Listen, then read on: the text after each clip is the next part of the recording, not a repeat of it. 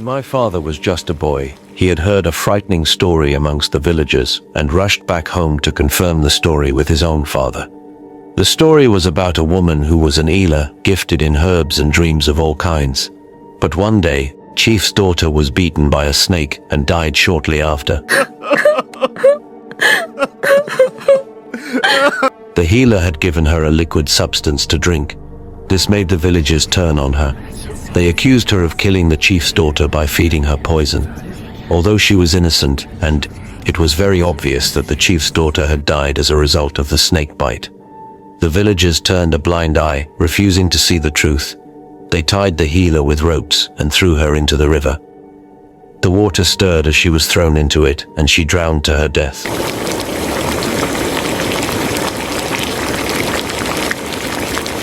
Years later, boats began vanishing under the moonlight, and people began dying in the river mysteriously. According to my grandfather, he as a young man had gone fishing when he was attacked by a ghostly figure, but narrowly managed to escape.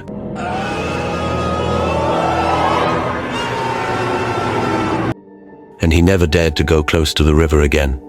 The locals at the time began to whisper, saying that they'd been cursed by the healer's vengeful spirit. My grandfather also told my own father that once a kind family took gold, meat, and beads to make peace. But as they neared the middle of the river, a thick fog surrounded them. The boat returned the next day, without the family, but the gifts they had carried with them was still in the boat. The villagers gathered around the boat, with shock and fear plastered all over their faces. The villagers till this day never saw that family again. But it was said that some nights they would hear distant voices of that family weeping in the day. And no one ever dared to go near the river till this day. And this story was told to me by my own father before he passed away.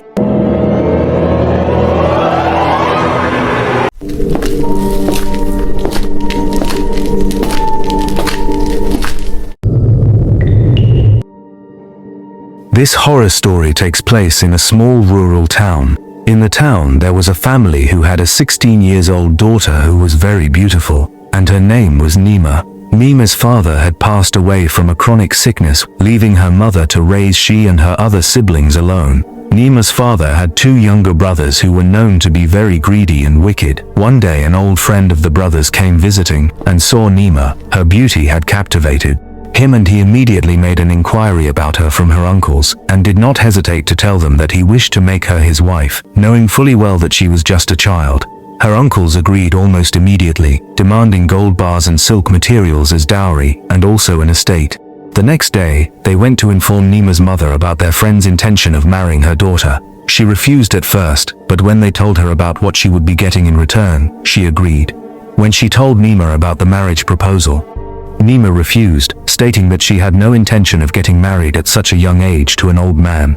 Nima's pleas fell on deaf ears, and they almost immediately began grooming her for marriage. A week later, Nima got married to her new husband. He showered her with love the first few weeks, and this made Nima think her uncles made a good choice for her. Every day he would feed her and comb her hair for her, but still Nima was never truly happy. One night while sleeping, Nima began to snore, all of a sudden, and this happened for a very long time, and it started to get on her husband's nerves because he wasn't able to sleep peacefully and would always wake up looking tired and exhausted, and the sight of Nima began to irritate him. After a while, he began to beat her mercilessly without any cause, and all her body was covered with sores. Nima would lock herself up and cry every day. One day while Nima was in the kitchen, he stormed in angrily, asking her why she had put too much pepper in his food, accusing her of wanting to kill him. Before Nima could defend herself, he began hitting her and made her kneel in front of the kitchen. The next day, Nima, looking sore with torn clothes, went to her mother's house begging her to return her bride price back to her husband, as she wanted to leave the marriage desperately, but her mother chased her away instead. Tired of being rejected and abused by her family and husband, wearing her wedding dress, she ran through the forest to Jaro's shrine. A shrine in the forest rumored to be inhabited by vengeful spirits, and these spirits would grant a request of anyone in exchange for their lives. In her heart, Nima did not believe that the rumors about the shrine was true, but she hoped and prayed that her request would be answered, so she would be free from her family and husband. With her white dress torn, feet bleeding, she fell before the old mountain god's statue and begged the statue to take her away and free her from her husband and seek revenge from all those who harmed her. Lightning cracked. The statue opened its eyes. The ground beneath her collapsed. She screamed, but no one heard. She became part of the shrine, her spirit bound to the forest, losing her life in such a tragic way. The next day, Nima's mother's body was found lifeless in her room by her children, in a very disturbing way, and her uncles suddenly disappeared and were never seen till this day. While Nima's husband ran mad, claiming he was seeing the ghost of Nima haunting him. This tragic event was a shock to the town, and for years the town's people refused to marry their young daughters off. Travelers hiking Jaro's forest speak of a misty figure in a wedding dress. She follows them, whispering, "Would you marry me?" A group of tourists once joked with her, only their guide returned. His hair had turned white.